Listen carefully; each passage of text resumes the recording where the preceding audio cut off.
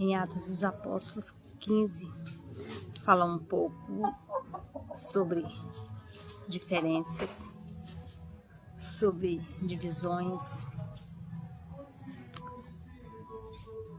discussões, e muitas vezes não são barreiras, mas qualidade. Só que a gente precisa saber muito bem alinhar, discernir, escutar, ouvir a opinião de cada um. E aqui vai falar também um pouco sobre religiosidade, sobre pessoas religiosas, pessoas que têm manias, pessoas que têm ali o seu costume e o seu costume não se adequa ao Espírito Santo, porque a pessoa vive sob soberba, sob empáfia, longe da humildade, longe de ouvir a voz de Deus, longe de obedecer os preceitos do Senhor, mas na grande maioria obedecendo os seus próprios preceitos, a sua própria doutrina, como os fariseus, como os mestres da lei, como aquele povo que crucificou Jesus. Quem crucificou Jesus foi o povo religioso. Foram os mestres da lei, foram os doutores da lei, foram os fariseus, os saduceus, aquele povo que se dizia obedecer à lei de Moisés, cobravam muito, exaltavam muito a lei de Moisés, mas na prática não vivia, não praticava. E não adianta eu saber e não praticar, eu não saber sobre o amor e não amar, saber sobre o perdão e não perdoar, saber sobre a caridade e não praticá-la, sobre o acolhimento e não acolhê-lo. Nada tem sentido, nada faz sentido se a gente não pôr em prática, se a gente não praticar. Hoje eu estava fazendo uma reflexão sobre as boas aventuranças, no capítulo 5 de Mateus. Meu Deus, como é importante, como é necessário conhecermos a palavra de Deus, como é necessário, como se faz necessário nós termos intimidade com a palavra de Deus, nós entendermos o que é buscar o reino de Deus em primeiro lugar. Como é necessário, cheguei a respirar fundo, como é necessário a gente ter Deus em primeiro lugar na nossa vida, e não é fácil. Imagina Deus vir antes dos pensamentos, antes das obrigações, antes dos sentimentos, antes dos sonhos, dos anseios, antes de tudo, antes da família, antes dos projetos. Deus está no topo da nossa vida. Deus ocupar o primeiro lugar em tudo na nossa vida. Como é difícil, como, porque nós queremos que o nosso grito seja mais alto, nós queremos que a nossa vontade seja mais alta, que a nossa opinião sobressaia a todos. E quando isso acontece, Deus fica de lado. Deus fica de lado, a sua vontade fica de lado, a condução do Espírito fica de lado. Nós precisamos clamar a sabedoria do alto, nós precisamos, e aí nós nos estafamos, nos frustramos, porque nós não damos conta. A realidade é essa, nós não damos conta. O fardo pesa, o sapato aperta, o calo estoura. E a gente sai atirando para todo lado em busca de soluções, sendo que só há uma única solução. Só Deus basta. Só a graça de Deus basta na nossa vida. Em Mateus 5 vai falar das bem-aventuranças, que nós devemos praticá-las. E as bem-aventuranças falam mais sobre nós, sobre como o nosso comportamento deve ser, como eu devo me comportar. E aí eu passei para Mateus 6, que é sempre bom relembrar o que está escrito em Mateus 6, sobre o amor, sobre o julgamento. Eu até vou dar uma pinceladinha no título, para vocês verem. Convido vocês depois a pegar, porque o nosso foco é Atos 15 hoje. Os títulos: amar os inimigos. Jesus vai falar sobre a vingança, sobre a oração, sobre o julgamento, sobre o divórcio, sobre o adultério, sobre cumprir a lei, sobre ser sal da terra e luz do mundo. O que mais me tocou nesse sal da terra e luz do mundo? O que é ser sal? Ser sal na terra é amar, é perdoar, é obedecer. Às vezes a gente se depara com uma situação, com uma pessoa de repente grossa, e a gente acessa a mesma vibe da grosseria, ao invés da gente ser cauteloso, ser amável, amigável. Não, se te jogou uma pedra, você joga duas de cá. Vem uma de lá, você manda duas para lá. E não é assim. Convido depois você dar uma passadinha no capítulo 5 de Mateus. E se tiver um tempinho, passe também pelo 6. Passe também pelo 6, e aí eu vou ler aqui o julgamento, as preocupações da vida, o jejum, a oração. São pontos bem importantes. Bem importantes.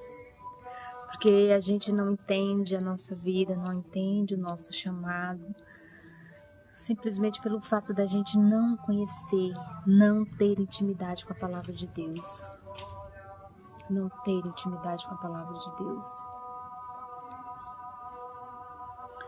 Quando Davi pecou, no momento que ele pecou, ele não caiu em si. Davi ficou, digamos, sobrevoando nas nuvens. Que ele praticou o pecado da fornicação, e um pecado levou ao outro. E a partir do pecado da fornicação, Davi se deixou chegar ao pecado de derramamento de sangue, que foi quando ele provocou a morte de Urias, seu servo. E aí ele foi viver aquilo lá, porque Davi praticou o adultério. E ele projetou, ele arquitetou a morte de Urias. Depois ele casou-se com a viúva e achou que estava tudo bem, e veio o filho. E aí depois de um tempo, quando passou o alvoroço da paixão de Davi, Deus mandou o profeta. E aí o profeta se manifesta. E Davi cai em si. Quando Davi caiu em si, ele se vestiu de saco, ficou em jejum, sem comer, sem beber. Deus perdoou Davi, porque ele se arrependeu, porque Davi foi o rei que tinha o coração mais reto, segundo Deus. E Deus perdoa, mas o estrago ficou. O estrago ficou, e Deus falou que ele feriria o filho de Davi, que era o filho que ele tinha tido com a viúva de Urias. E ele falou que é como se a família de Davi se esfacelasse. E de fato aconteceu.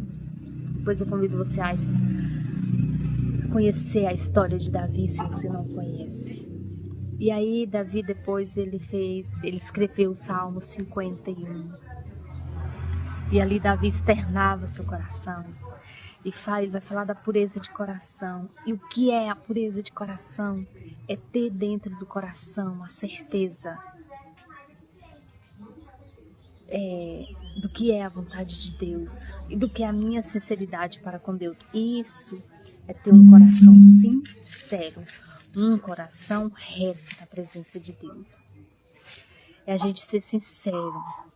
Se eu quero buscar Deus em primeiro lugar, mas eu tenho que buscar de todo o meu coração, porque não tem como eu confessar com a minha boca que eu quero buscar Deus em primeiro lugar se o meu coração está em outra dimensão, está em outra direção. É sobre isso. Então vamos ao capítulo 15 dos Atos dos Apóstolos. Ele faz vários passeios. Ele vai a várias partes aqui. E é necessário que você leia várias vezes. Porque quanto mais a gente lê a palavra, mais a gente entende e mais Deus fala conosco. E começamos. Alguns homens desceram da Judéia para Antioquia. Passaram a ensinar aos irmãos, olha isso. Se vocês não forem circuncidados, conforme o costume ensinado por Moisés, não poderão ser salvos. Aqui já tem uma advertência, porque a partir de Jesus, não era a lei de Moisés que salvava, era a misericórdia de Deus. E aqui, porque de tanto eles veem e presenciarem a graça que Deus andava fazendo, eles resolveram fazer também. E aí eles foram fazer o quê? Pregar a circuncisão, o que Moisés falava, que na verdade eles nunca viveram, não é? Isso levou Paulo e Barnabé a uma grande contenda e discussão com eles.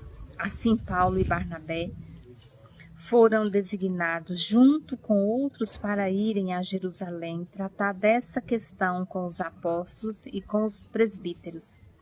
A igreja os enviou e ao passarem pela Fenícia e por Samaria, contaram com os gentios como os gentios tinham se convertido. Essa notícia alegrava muito a todos os irmãos. Chegando a Jerusalém, foram bem recebidos pela igreja, pelos apóstolos e pelos presbíteros, a quem relataram tudo o que Deus tinha feito no meio deles. Até aqui, tudo bem. Então, se levantaram alguns do partido, olha isso, alguns do partido religioso dos fariseus que haviam crido e disseram: é necessário circuncidar. Aqui fala um pouco de quem começa a viver uma vida de convertido, mas fica com um pé dentro e outro fora, porque se converter nos requer renúncia, nos requer mudança de rota, nos requer mudança de hábitos, de atitudes, enfim. E aqui a gente vê que eles tinham meio, né? Tinham se convertido, mas não tinham. É necessário circuncidá-los e deixar deles que obedeçam à lei de Moisés. Os apóstolos e os presbíteros reuniram-se para ensinar essa questão. Depois de muita discussão, Pedro levantou-se e dirigiu-se a eles: irmãos, vocês sabem que há muito tempo Deus me escolheu dentre vocês para que os gentios ouvissem de meus lábios a mensagem do Evangelho e crescem. Deus, que conhece o coração, demonstrou que os aceitou, dando-lhes o Espírito Santo, como antes nos tinham concedido. Ele não fez distinção alguns entre nós. E eles, visto que purificou os seus corações pela fé. Então, por que agora vocês estão querendo tentar a Deus, pondo sobre os discípulos um jugo que nem nós, nem nossos antepassados conseguimos suportar. Então, aqui Pedro se manifesta e diz, essa conversa de vocês é conversa fiada. Vocês estão querendo suscitar, vocês estão querendo tentar a Deus, inventando coisas que vocês nunca viveram, muito desde os nossos antepassados e muito menos vocês. De modo nenhum, cremos que somos salvos pela graça. Pedro continua, de modo nenhum. Tipo, essa questão de vocês não vai ser aceita, Pedro diz, né? Em outras palavras. De modo nenhum, cremos que somos salvos pela graça de nosso Senhor Jesus Cristo. Assim como eles, também toda a assembleia ficou em silêncio, enquanto ouvia Barnabé e Paulo falando de todos os sinais e maravilhas que por meio deles Deus fizera entre os gentios. Quando terminaram de falar, Tiago tomou a palavra e disse: Irmãos, ouçam-me. Simão nos expôs como Deus no princípio. Voltou-se para os gentios a fim de reunir dentre as nações um povo para o seu nome. Concordam com isso as palavras dos profetas conforme está escrito. Depois disso voltarei e reconstruirei a tenda decaída de Davi. Reedificarei as suas ruínas e restaurarei, para que o restante dos homens busque o Senhor e todos os gentios sobre os quais tem sido invocado o meu nome, diz o Senhor, que fez estas coisas, conhecida desde os tempos antigos.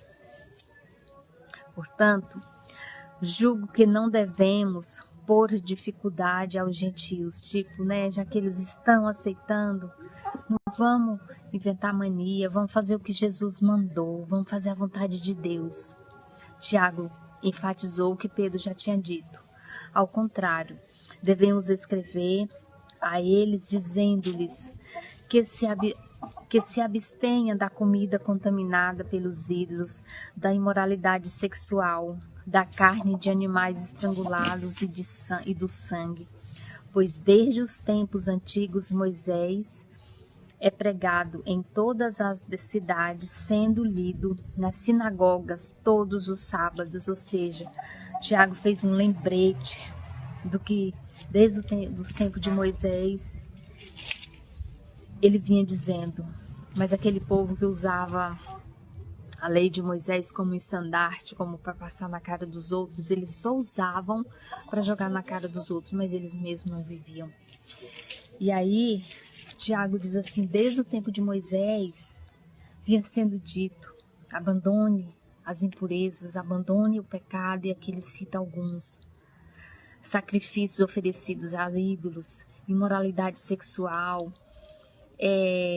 contendas, tudo isso aqui. Animais estrangulados, pacto de sangue, abandonem isso, se convertam, deixe o povo se converter, deixe o povo voltar para Deus. O povo que nunca conheceu a Deus, deixe eles conhecer, não invente história, não dificultem, não tente a Deus. Era isso que Pedro e Tiago enfatizou aquele povo. Mas isso não foi suficiente. Por quê? Porque era um povo de cabeça dura. Um povo de cabeça dura. E aí eles continuaram, mas Paulo, Pedro, Barnabé e os apóstolos seguiram, obedecendo ao chamado de Deus e aquilo que Deus lhes falava através do Espírito Santo.